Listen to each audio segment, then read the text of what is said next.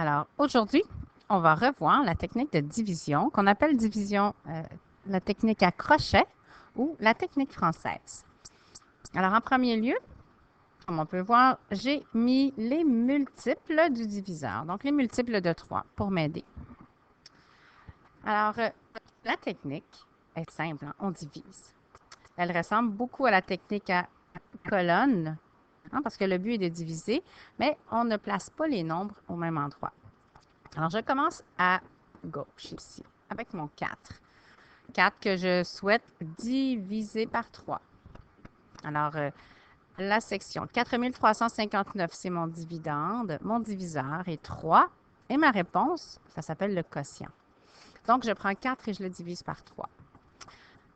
Alors, je peux utiliser mon indice ici. Comme 3 est dans la première case des multiples, alors je sais que 4 divisé par 3, ce sera 1. Je peux faire l'opération inverse, ça va m'aider. Alors, je vais faire 1 fois 3. Ça va me confirmer que ma réponse est bonne. Hein? 1 fois 3, 3. J'inscris le 3 sous le 4.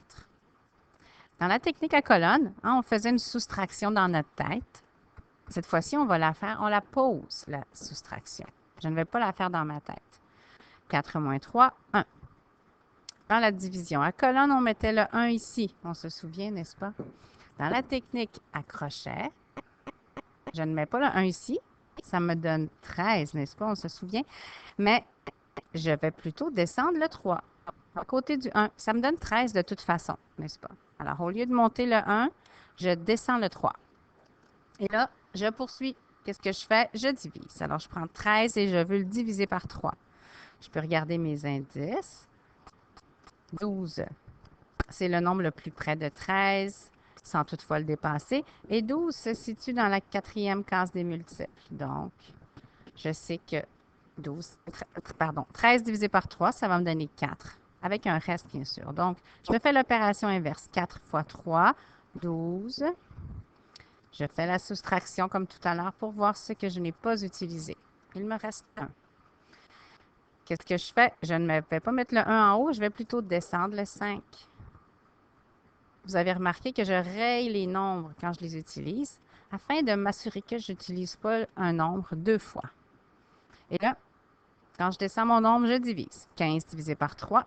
Alors là, ça arrive juste, n'est-ce pas? 15 est dans la 5e case, donc je sais que ma réponse va être 5. Et je confirme en multipliant. 5 fois 3, 15. Je soustrais pour voir ce que je n'ai pas utilisé. J'ai tout utilisé. Je vais chercher mon dernier nombre, 9. Et ce que je fais, je divise. 9 divisé par 3.